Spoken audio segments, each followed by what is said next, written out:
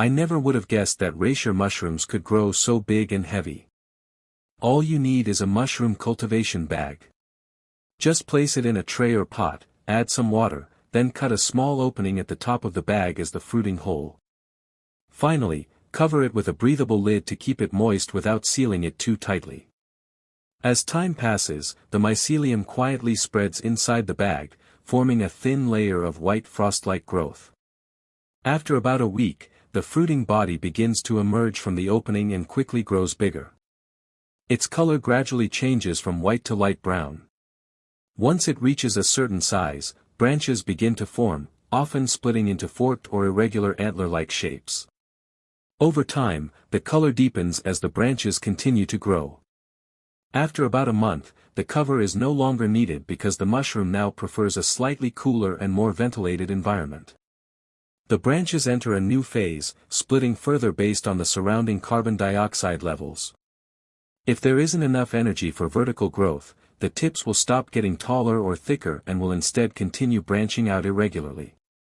These branches stretch out steadily day by day. After more than 90 days of growth, the antlers mature. Their color deepens from light brown to dark brown, and the surface develops a glossy lacquer-like shine. They look sturdy and quite full. This is what a mature antler-shaped reishi looks like. Reishi mushrooms are known for their many health benefits, but I won't go into detail here. Once harvested, they are usually dried to make tea or ground into powder and stored with honey for later use. Growing reishi indoors is actually a relatively beginner-friendly project. However, most people only manage to grow the antler-shaped form. While the health benefits remain the same regardless of shape, if you want the mushroom to grow into a fan or shell shape, its yield will be higher, but that requires slightly different growing conditions. The method isn't complicated, but you'll need to meet a few key requirements. First, create a suitable growing environment. Place the mushroom bag in a bright spot or on a shelf. Keep humidity high while ensuring proper airflow. Ideally, humidity should stay around 75%, and temperature should be kept between 20 to 25 degrees Celsius. For lighting, natural light works as long as it avoids direct sunlight. LED lights also work. Provide at least 10 hours of light per day, again avoiding direct exposure, or else the reishi will dry out or deform. Next is air exchange. About 2 weeks after starting the grow, check inside the bag.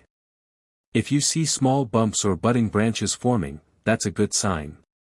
In a high humidity environment, condensation will form inside the bag. This is crucial. If there's no condensation, the humidity isn't high enough. At this stage, the branches will continue to grow upward and will slowly form antler shapes over the course of a month. If you don't provide air exchange during this time, they will keep elongating and splitting endlessly but won't develop into the fan or shell shape that many people prefer. If you want the mushroom to open up into a fan shape, you need to act during this stage while condensation is still present. Make a small cut in the bag to introduce fresh air, but don't remove the entire top of the bag. Keeping most of the bag intact helps maintain surrounding humidity. From there, just keep the humidity steady around 75%. The tips of the antlers will slowly swell into ball-like shapes and eventually unfold into little fans. This process takes about another month, depending on your local conditions. Once you start seeing brownish dust floating from the top, those are spores. It's time to harvest. Ideally, pick them just before this stage. If you want spore powder, you can delay the harvest a bit longer. With this cultivation method, you can usually harvest 2 small batches from one bag. When all nutrients are used up, you can bury the spent bag in soil. If it doesn't produce mushrooms anymore, it can still be used as compost. Nothing goes to waste.